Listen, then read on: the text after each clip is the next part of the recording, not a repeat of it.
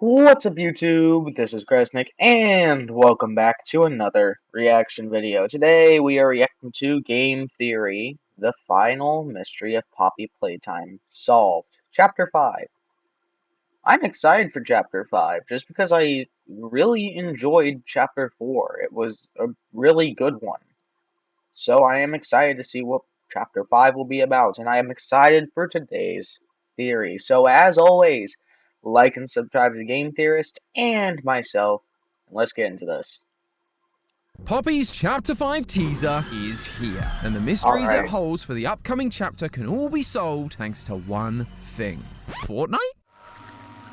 Oh yeah, I forgot Poppy Playtime. Hello Internet! Welcome to Game God. Theory, the show that is determined to uncover the secret of the ooze. Not the Ninja Turtle kind, mind you, the Poppy Playtime kind. Because after a lot of radio silence, we've got on our first glimpse for Poppy Playtime Chapter 5. At the end of Chapter 4, we were abandoned by Poppy. We got split up from Kissy Missy, and we ended up locked inside the lab, surrounded by poppy flowers and a broken, yet still terrifying, Huggy Wuggy. We've been told that this is the domain of the prototype, the big bad of Poppy Playtime. So naturally, the hype for this next chapter has been real, and thankfully, this teaser did not disappoint. The teaser begins with more shots of these anticipated labs. There are cute drawings of characters on the walls, and the equipment is brightly colored. It almost looks like a children's hospital, which I guarantee you is more for appearances than to actually reflect the horrors that go on here. Because we quickly start to see what look like surgical rooms filled with old dried blood, a mysterious bubbling goo covering the floors, and a cutout of Poppy burning as this mysterious goo spreads across the walls. I've gotta hand it to Mob. They nailed the creepy, unsettling vibes for these teasers. And of course, this one is filled to the beaker brim with that stuff we crave, lore. Lore which I believe not only gives us insight into the foundations of Playtime Co.'s whole experimental process, but also might be warning us about a surprise return from a villain you wouldn't expect. So put on your lab coats or some of our new Poppy Playtime merch from Theoryverse.store, link in the description, because we've got to head to the lab and do some research into this Poppy Playtime Chapter 5 teaser. As I've mentioned, this facility looks more like a children's hospital than a lab. A lab is typically somewhere where scientific experiments are done. Sadly, however, as we've talked about many times before, for Playtime Co., children's hospital and scientific experiments go hand in hand. Over the previous chapters, we've learned that the orphans that come into Playtime Co.'s care are tested in the game station, tortured using the nightmare red smoke in the playcare, and eventually taken away to be turned into the living toys we've encountered throughout the facility. On the operating table in one of the scenes, we can see two Huggy Wuggy mittens strewn across the lab, surrounded by blood and surgical equipment, proving that this lab is absolutely where these transformations happened, where Harley Sawyer, the mad doctor who came up with the idea for the Bigger Bodies initiative, did his finest work. What's even more concerning is that we were told in Chapter 4 that this is where the prototype is keeping the orphans who survived the mass extinction event known as the Hour of Joy. The orphans weren't killed during the Hour of Joy. They're below,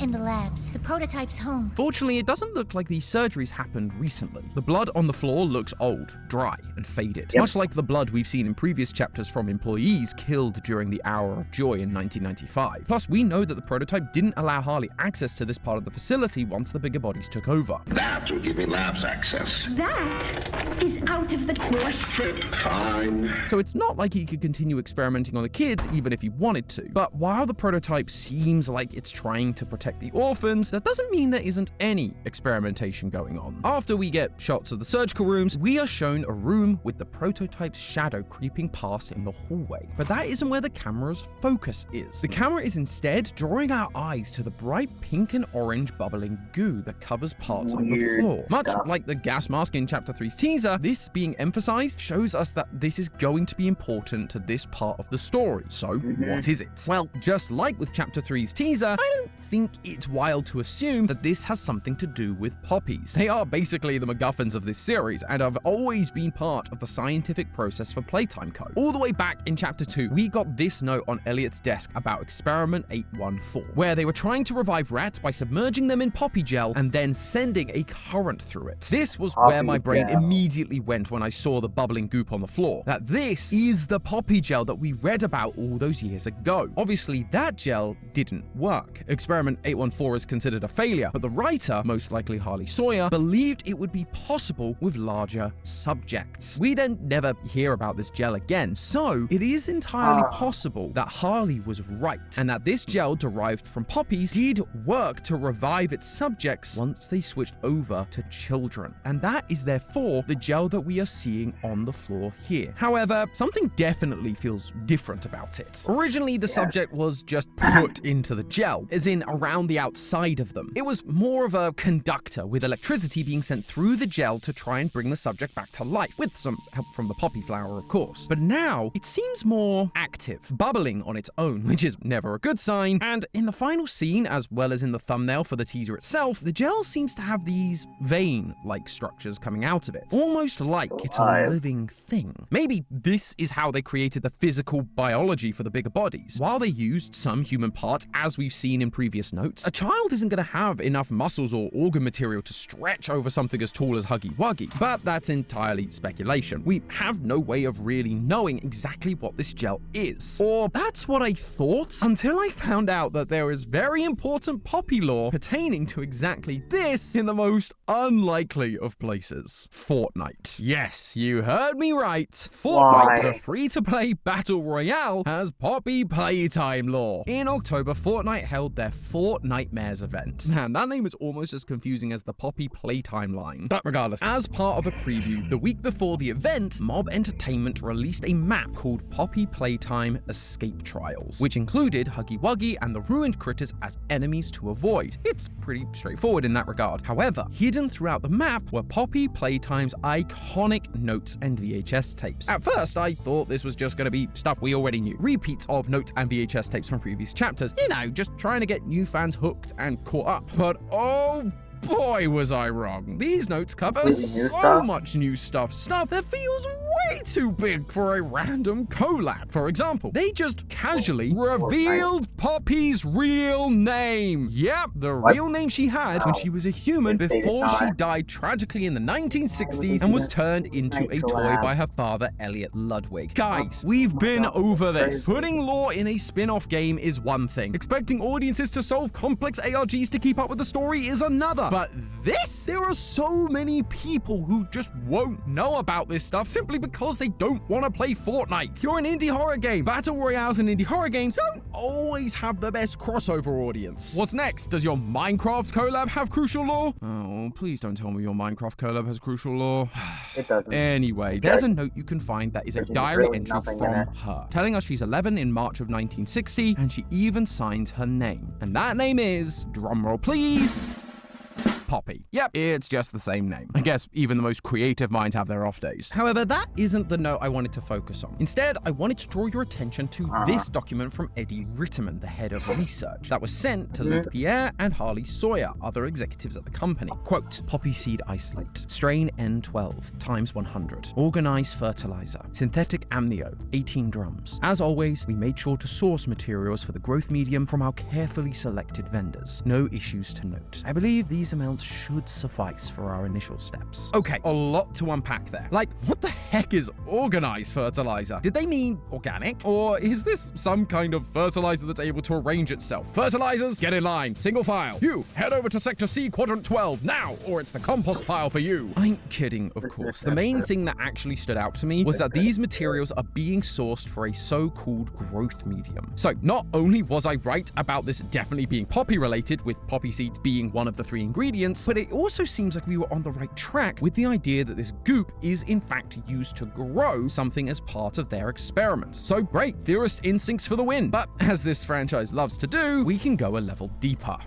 No, editor, I said deeper, not higher. Not again. Why am I in space? Because today's partner is Foundation Galactic Frontier. Well, why didn't you say so? Originally a fantastic book series and then a popular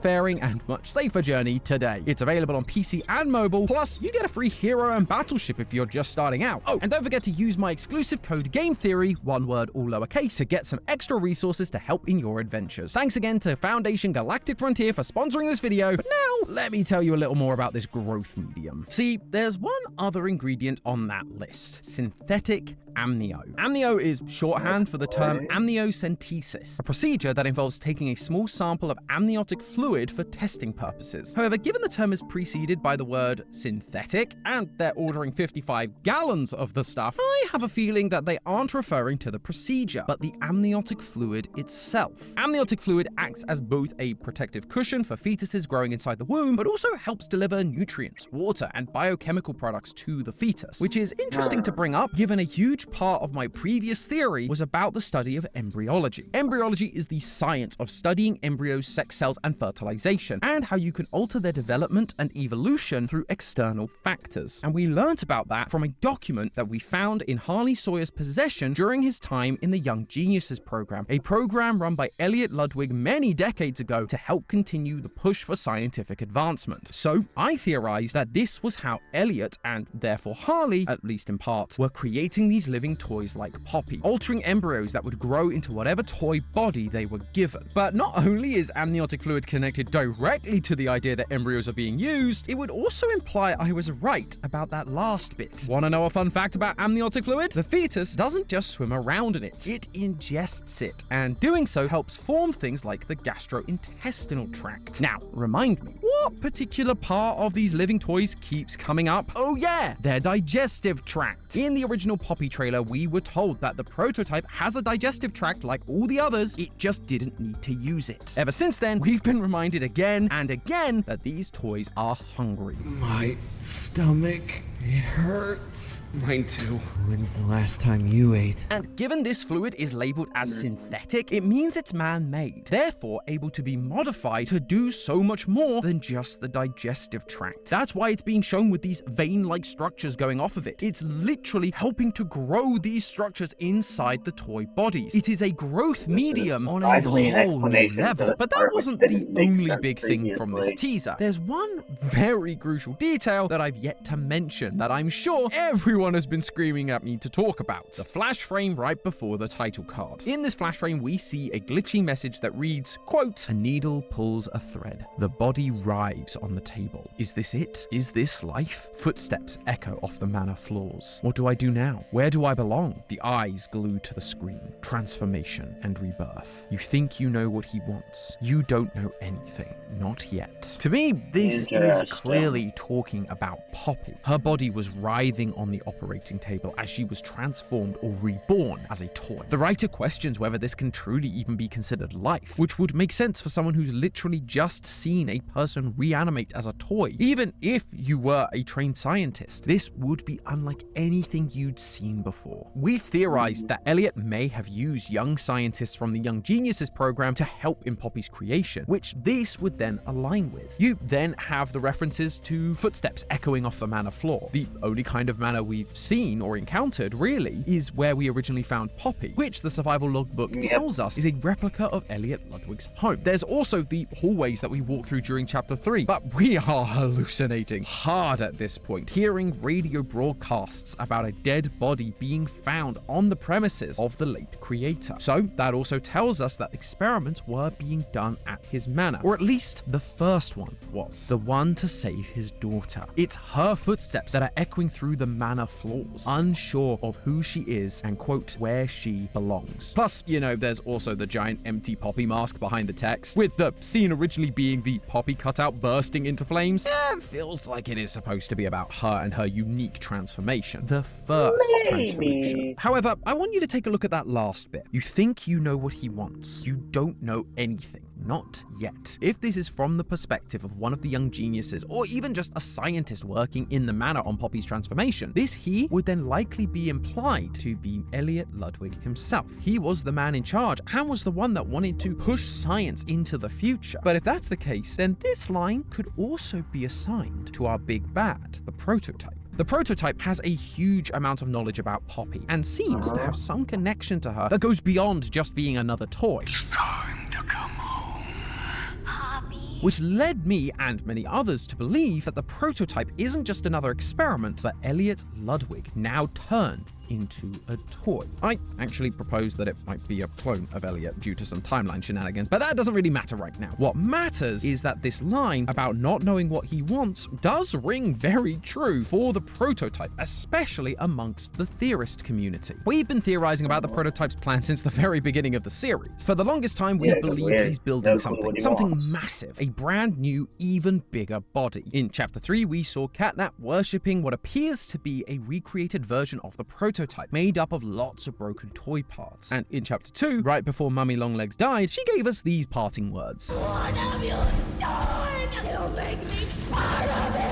She then ends up broken on the floor and dragged away by the prototype. So naturally, this felt like a logical conclusion, especially given we see her arm on the shrine Catnap is using. But now, this teaser, it's made me go back and reconsider this idea. We're being told that we think we know what he's doing, making this bigger body out of broken toys, but in reality, we're wrong. And I'm kind of annoyed I didn't see it sooner, because right at the end of Chapter 4, we got the return of the infamous Huggy Wuggy. He's a little broken and beaten up, but he's back, and from the screenshots on Steam, looks like he's once again going to be in hot pursuit of us throughout the facility. But if he's back, then he's been repaired, not made to be part of this bigger machine, which means he might not be the only one. So what did Mummy mean by make me a part of him? Well, I wonder if it isn't so much physically making them part of him, but mentally. With all these visuals of the growth medium poppy gel that seem to be branching out, it reminded me a lot of plants and funguses and how they share connections through neural networks, which drew me back to the note about the poppy seed intake. My research revealed that the naming convention they used for the poppy seeds doesn't really work that way, at least not typically. In a scientific setting, you'd use its given scientific name, as all strains of poppy have different names, making them easier to identify, such as Papaver somniferum for the opium poppy. The only time you'd refer to a flower or seed with a letter-number combo like this is during experimentation contexts for things like breeding, which does make some kind of sense for this context when they need a specific strain for their experiments, but this naming convention also shows up in the world of Agrobacterium. Agrobacterium is a single-celled organism that lives in soil specifically, and there is one study I found about Agrobacterium that was found in composted poppy flowers. It's called R90, which is obviously not the same as the one we've seen in the document, but it does use a letter-number naming convention. I mean, Mob clearly didn't want it to be a real strain, lest they send the world into a panic when nerds like me come along and figure it out. But Agrobacterium is super interesting nonetheless. They are attracted to chemicals released by plant wounds, and once they infect the plant, they multiply. But before they even find the plant, they are able to send a chemical signal to communicate with the plant to get it to release a special sticky substance that allows the Agrobacterium to attach itself to it. Now, we're talking about toys, not plants, but they are made up of a strange poppy-like concoction. So, what if this poppy gel isn't just how they make the organic parts for the toys, it's also essentially a bacterium derived from the poppy flower, one that has a chemical connection to others infected with the same stuff, allowing the prototype to know exactly where they are when they're injured, as we saw with Mummy, Catnap, and Kissy, fix them up, and even control them, making them a part of him, or at least his chemical agrobacterium network.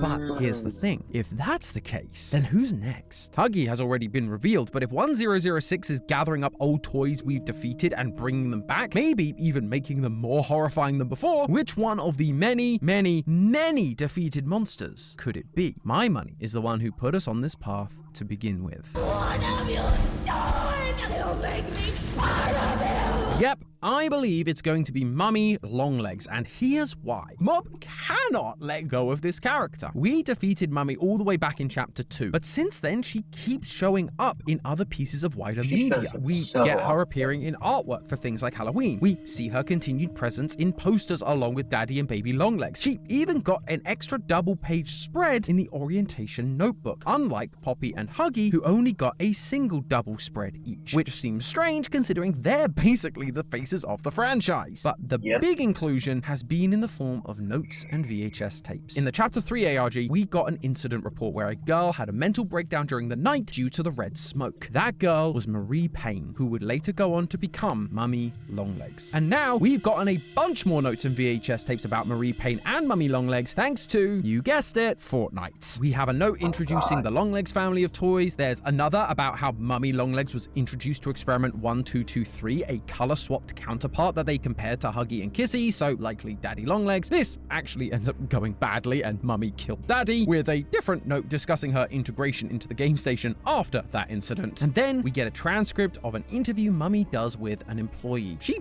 doesn't say much except screaming that Playtime Co. took Maria from her, which feels like she's referring to herself, Marie, and how Playtime Co. robbed her of her true identity, which kind of calls back to the ending glitch screen from the Makes teaser. sense. What do I do now? Where do I belong? She has literally lost her sense of identity, words that the scientists would have heard echoed throughout the halls. And finally, there are then 3 new VHS tapes interviewing an orphan about the game station. In her second interview, she references how she likes Mummy, and in her third, she recalls how Mummy said she'll take care of them and won't let anybody hurt them. As we've seen in the past, when a chapter is building up to release, Mob goes all out, putting emphasis on characters that will be important to that next chapter. We saw it with Catnap in Chapter 3's teasers and ARG. We saw it with Harley Sawyer in the teasers and ARG for Chapter 4. We were given more notes and audio logs about their backstory and character, but we never got that for Mummy Longlegs. However, we seem to be getting it now, right at the time Mob is ramping up for Chapter 5. This amount of emphasis makes me feel pretty confident that Mummy and all this extra detail about her transformation has to be important to the story we're about to see play out in Chapter 5. It could be just as simple as we're going to learn more about the operation process and understand why Mummy and Marie had such a negative reaction to the whole experience. Or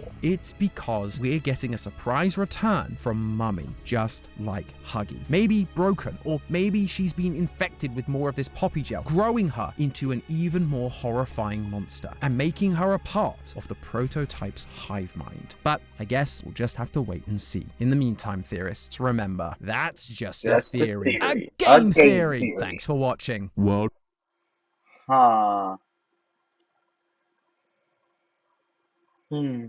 Interesting. Yeah, I didn't know we got a new teaser, so I genuinely just didn't know anything about this.